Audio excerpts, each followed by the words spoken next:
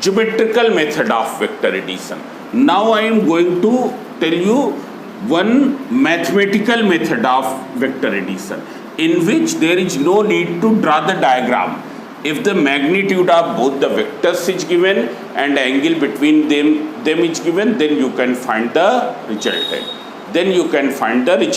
It is clear. So this is the analytical method of vector addition, two vectors.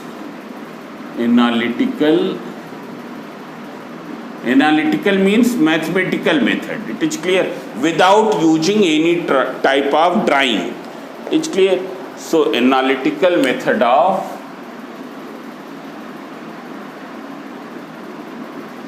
addition of two vectors.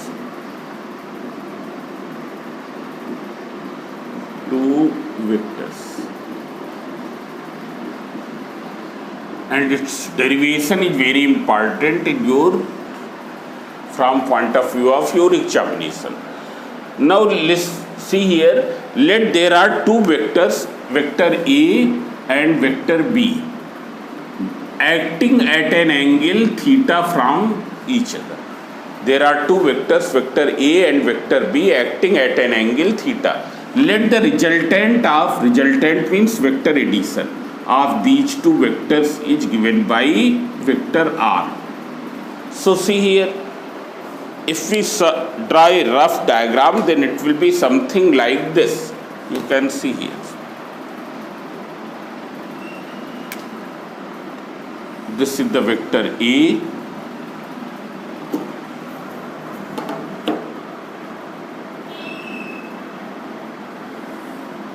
This is the vector B. Vector A is this and vector B is this. This you can represent X, Y, Z. What will be the resultant of these two vectors? So just now I have told, it can be obtained by joining tail of first to the head of last. When you join the tail of first vector to the head of last vector, you will get the resultant. So it will be this.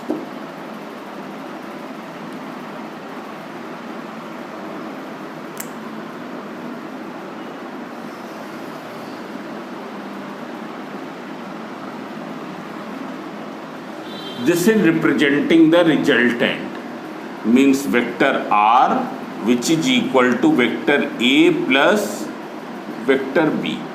Now see here, where is the angle theta? So angle theta will be equal to this. Already I have told, it will be measured in what direction? It is measured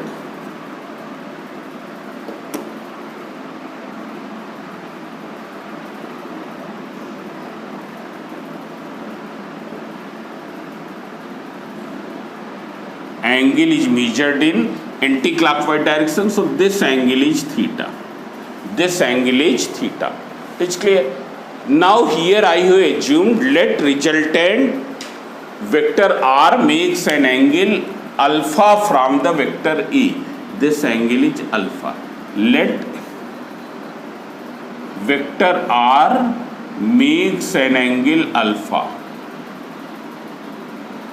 Angle alpha from vector A. From vector A it makes an angle alpha. Now what will you do? You do one construction. From point Z you draw a perpendicular over the dotted line.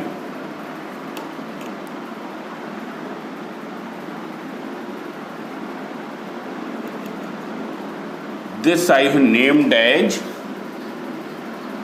M.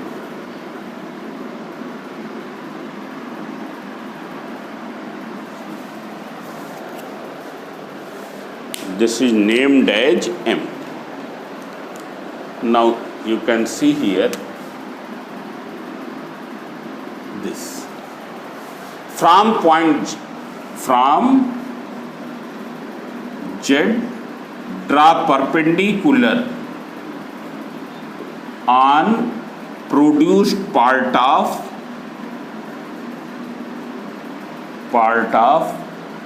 XY say Zm. Means this perpendicular has been named as Zm. It is clear. Now here magnitude of vector A is A, magnitude of vector B is B, and magnitude of vector R is R. Means this is vector A, magnitude of vector A is A, magnitude of vector B is B, and magnitude of vector R I have taken as R.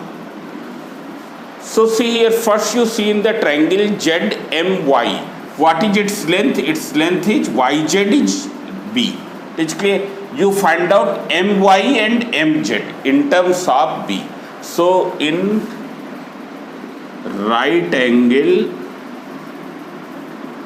triangle ZMY, what will be sine theta? Sine theta is perpendicular upon hypotenuse. What is perpendicular? Zm. What is hypotenuse? It is YZ. And YZ already you have taken, its length is equal to B. Its length is equal to B. So it will be equal to Zm upon B. So what you can write? Zm equals to B sine theta. Then similarly cos theta.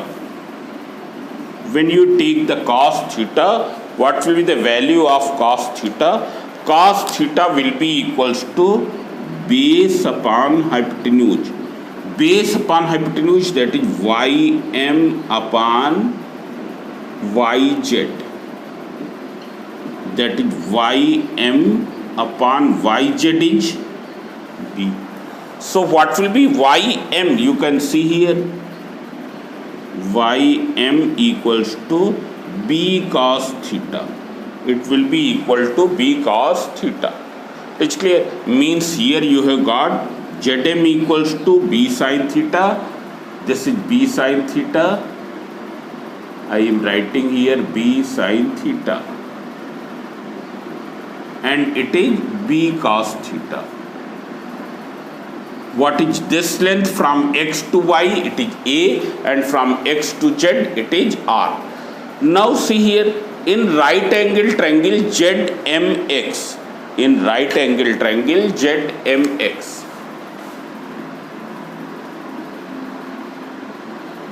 angle triangle ZMX from Pythagoras theorem. So first you see the triangle ZMX. You have seen this triangle ZMX. I am showing you. This is ZMX. It's clear. When you will apply the Pythagoras theorem, what will you get? So you will get xz square equals to zm square plus xm square. It's clear. Xz square you will get equals to zm square plus xm square. Now you can see here what will be xm. Xm can be written as xy, which is equal to a, ym, which is equal to b cos theta. So xm equals to xy plus ym. Xy is what? A plus b cos theta. Others you already know. Xz is equal to r and zm equals to, already you have found, b sin theta. So you write down r square equals to zm. Zm is b sin theta, that is b sin theta whole square plus a plus b cos theta whole square. Now you open the bracket. On opening the bracket, what will be? B square sin square theta. This can be written as opened by a plus b whole square. A plus b whole square, that is a square plus b cos theta whole square plus 2 into A into B cos theta. When you will simplify, on simplifying it will be R square equals to B square sin square theta plus A square. On opening this, B square cos square theta plus 2AB cos theta. It's clear. Now we will rearrange the terms. We will rearrange the terms. So you can see here I am writing in this side. On rearranging the terms, first you write down A square. Then you write down the terms containing B square together. B square sin square theta plus B square cos square theta plus 2AB cos theta. So see here, it is A square.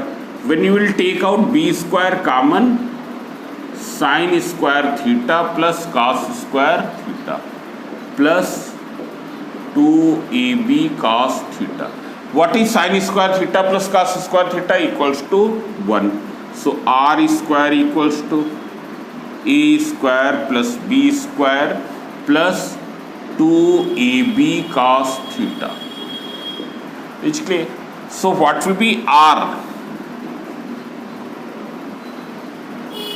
That is A square plus B square plus 2AB cos theta.